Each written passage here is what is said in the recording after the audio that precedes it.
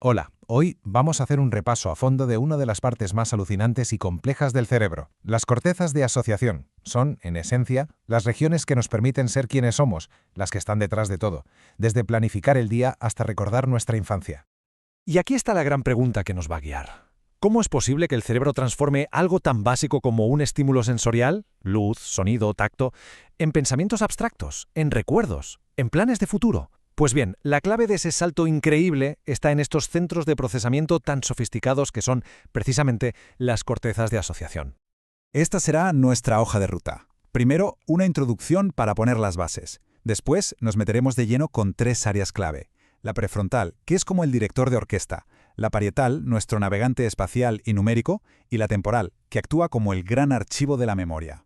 Y para terminar, veremos cómo todo esto no funciona por separado, sino como un sistema totalmente integrado. Muy bien, pues vamos al lío. A ver, a diferencia de las cortezas primarias, que son las que reciben la información sensorial en bruto, o las que envían las órdenes para movernos, las cortezas de asociación tienen un trabajo mucho más abstracto. Su misión es integrar información que viene de un montón de sitios distintos, para dar forma a lo que percibimos, a lo que pensamos y a lo que recordamos. Entonces, si nos tenemos que quedar con una idea, es esta. Estas áreas son los grandes centros de convergencia del cerebro. Reciben información ya procesada de las áreas sensoriales, de los centros emocionales, de las regiones de memoria, y lo mezclan todo para crear una experiencia del mundo que sea coherente, unificada. Son la base del pensamiento abstracto, ni más ni menos. Hablemos ahora del director de orquesta, la corteza prefrontal. Está justo ahí, en la parte delantera del cerebro, y es la sede de lo que llamamos funciones ejecutivas. Es la que nos permite planificar, tomar decisiones, controlar nuestros impulsos y, en general, adaptar nuestro comportamiento a lo que la situación requiera.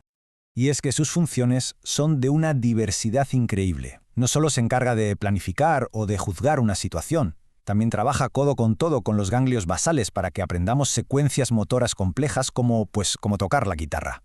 Y algo fundamental es la que, tira del hilo para rescatar un recuerdo específico de ese enorme almacén que es la memoria a largo plazo. Y fijaos en esto, que ilustra perfectamente su papel en la adaptación. Los estudios de neuroimagen demuestran algo muy curioso. En tareas de memoria, los adultos mayores que mantienen un alto rendimiento cognitivo activan los dos hemisferios prefrontales, no solo uno, como hacen los jóvenes o los de bajo rendimiento. Es como si el cerebro dijera, necesito más recursos, y reclutara al otro hemisferio para compensar. Una pasada de plasticidad cerebral dirigida por nuestro director ejecutivo. Venga, pues dejamos al director y nos vamos a conocer al navegante, la corteza parietal. Esta región es absolutamente fundamental para que nos orientemos en el espacio, para entender dónde están las cosas y para una habilidad que a veces damos por sentada, el cálculo, las matemáticas. De hecho, en neurociencia se usa este término, numerosidad, para hablar de nuestra capacidad para procesar cantidades y hacer cálculos. Y lo más interesante de todo es que no parece ser un simple derivado de otras habilidades, como el lenguaje, sino que es una función cognitiva propia, con su propio módulo cerebral específico. Y aquí está el epicentro de esa habilidad, el sulcus intraparietal. Un pliegue que está en el lóbulo parietal es la zona clave para la numerosidad.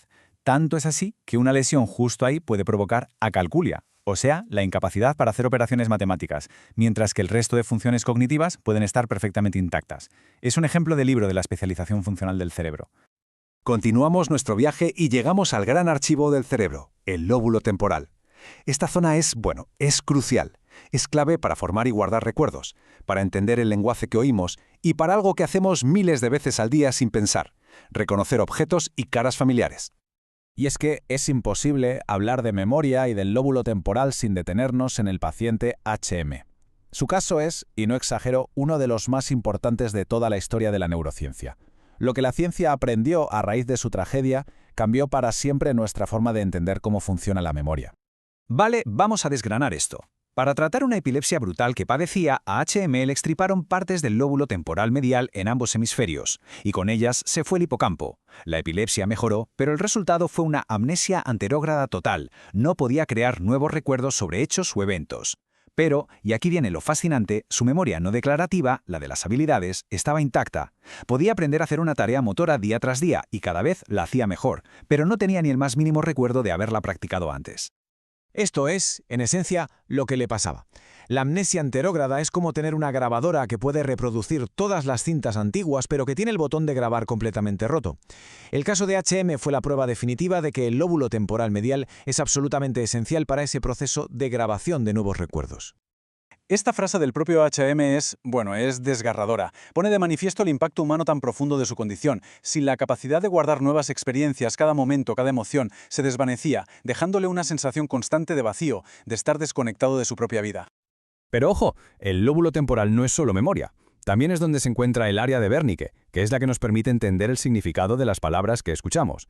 Y además, otras zonas de esta corteza son las que nos permiten mirar una cara y saber si es la de un amigo o un desconocido, o ver una silla y saber que es una silla. Y esta tabla resume perfectamente la gran lección que nos dejó HM y décadas de investigación. Tenemos como mínimo dos grandes sistemas de memoria. Por un lado, la declarativa, la de los qué, hechos, eventos, es consciente y depende del lóbulo temporal medial. Y por otro, la no declarativa, la de los cómo, habilidades, procedimientos. Esta es inconsciente y depende de otras estructuras como los ganglios basales o el cerebelo. Y con esto llegamos al final, al momento de unir todas las piezas, porque hemos estado hablando de la corteza prefrontal, la parietal, la temporal, casi como si fueran islas, pero la realidad es que ninguna funciona por su cuenta. El cerebro es un sistema de redes increíblemente interconectadas.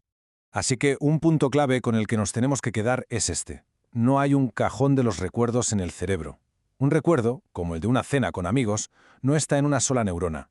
Sus componentes visuales están en la corteza visual, los sonidos en la auditiva, las emociones en la amígdala, y son el hipocampo y la corteza prefrontal los que ayudan a tejer toda esa red y después a tirar del hilo para recuperarla.